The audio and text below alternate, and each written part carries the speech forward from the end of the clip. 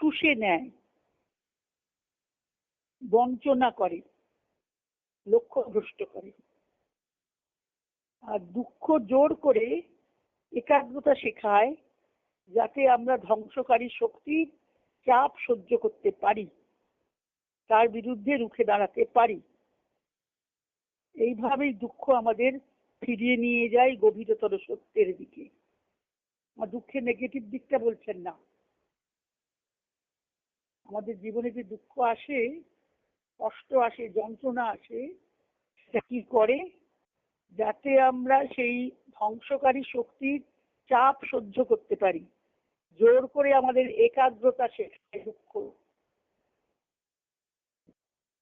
আমি ছোটবেলা থেকে আমাদের এটা অভিজ্ঞতা হয়েছে। কি কষ্ট, কত অভাবের কষ্ট, কত দারিদ্র, কত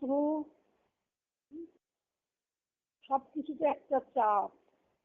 কিন্তু গুরু ছিলেন বলে এই করুণা, তার করুণায় সবটি যাতনা আনন্দে পরিণত হতো। কোনো কষ্টকে কষ্টই বোধ হতো না। সেটা মনে করতেই হবে। মনে পড়ে যাচ্ছে স্মৃতিতে কি কষ্ট ছিল আমাদের।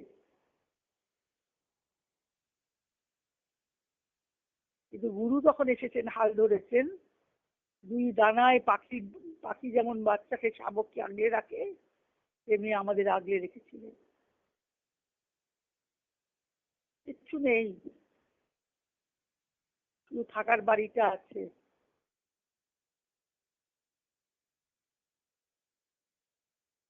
আজই তাই মনে হচ্ছিল